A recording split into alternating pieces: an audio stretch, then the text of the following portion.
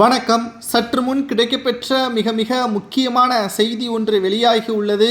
செந்தில் பாலாஜி அவர்களுக்கு ஜாமீன் வழங்கியதை ரத்து செய்ய வேண்டும், நிபந்தனைகளை மீறி செயல்பட்டதால் உச்சநீதிமன்றத்தில் மனு ஒன்று தாக்கல் செய்யப்பட்டுள்ளது. இதனால் இந்த வழக்கானது இன்று உச்சநீதிமன்றத்தில் விசாரணைக்கும் வந்துள்ளது. அதாவது உச்சநீதிமன்றத்தில் பாலாஜி சீனிவாசன் என்பவர் செந்தில் பாலாஜிக்கு எதிராக மனு ஒன்றை தாக்கல் செய்துள்ளார். இந்த மனுவில் தமிழக மின்சாரத்துறை அமைச்சராக இருக்கக்கூடிய செந்தில் பாலாஜி அவர்கள் அதிமுகவின் ஆட்சி காலத்தின் பொழுது போக்குவரத்து துறை அமைச்சராக பதவி வகித்தார். அப்பொழுது 2011 முதல் 2015 ஆண்டு காலத்தில் அதிமுகவின் ஆட்சியில் இவர் பணியாற்றும் பொழுது வேலை வாங்கி தருவதாக நடத்துனர், டிரைவர், தொழில்நுட்ப பணியாளர் போன்றவர்களிடம் பணத்தை பெற்று சுமார் 100க்கு மேற்பட்டவர்களிடம் பல கோடிகளை பெற்று மோசடி செய்ததாக குற்றச்சாட்டும் எழுந்தது. இது தொடர்பாக செந்தில் பாலாஜி மீது மத்திய குற்றப்பிரிவு தொடர்பாக வழக்குகளும் பதிவு செய்யப்பட்ட நிலையில் சட்டவிரோத பண பரிமாற்றமும் நடைபெற்றதாக கூறி அமலாக்கத்துறையும் தனியாக வழக்கு பதிவு செய்தது. இந்த வழக்கில் செந்தில் பாலாஜி கடந்த ஆண்டு ஜூன் மாதம் 14ஆம் தேதி கைது செய்யப்பட்டார்.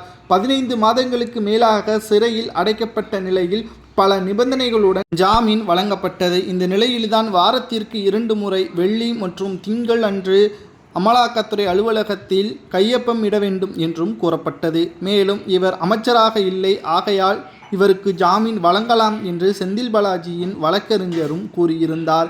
இதனை அனைத்தையும் கருத்தில் கொண்டு நீதிமன்றம் இவருக்கு ஜாமீனும் வழங்கப்பட்டது. இந்த நிலையில்தான் செந்தில் பாலாஜி அவர்கள் ஜாமீன் வழங்கிய கையோடு 2 நாட்களில் அமைச்சராக பதவியேற்றார். செந்தில் பாலாஜி அவர்கள் அமைச்சராக பதவியேற்றது அவரது நிபந்தனைகளுக்கு எதிராக செயல்படக்கூடியது என்றும், இந்த நிலையில்தான் செந்தில் பாலாஜிக்கு ஜாமீன் வழங்கும் போது அனைத்து அம்சங்களையும் கருத்தில் கொள்ளவில்லை எனவும், இதனால் ஜாமீன் தீர்ப்பை மறு ஆய்வு செய்ய வேண்டும் என்றும் செந்தில் பாலாஜி அவர்களுக்கு எதிராக பாலாஜி சீனிவாசன் என்பவர் உச்சநீதிமன்றத்தில் மனு ஒன்றை தாக்கல் செய்திருக்கிறார். இந்த வழக்கானது இன்று விசாரணைக்கு வர உள்ளது.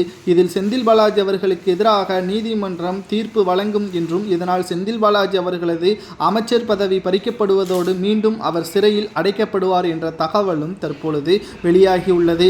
இதனால் மிகப்பெரிய அளவிலான எதிர்பார்ப்பும் தற்பொழுது கிளம்பியுள்ளது. செந்தில் பாலாஜி அவர்கள் மீண்டும் சிறையில் அடைக்கப்பட்டால் அவர் பதவி பறிக்கப்படும். அது மட்டுமல்லாமல் அவருக்கு எதிராக இருக்கக்கூடிய அனைத்து வழக்குகளும் மீண்டும் அவர் மீது புதிதாக பதிவு செய்யப்பட்டால் 7 முதல் 10 ஆண்டுகள் வரை சிறை தண்டனை கிடைக்கலாம் என்ற தகவலும் வெளியாகியுள்ளது. இதை பற்றி உங்களது கருத்துக்களை மறக்காம கமெண்ட் வாயிலாக கூறுங்கள். நன்றி, வணக்கம்.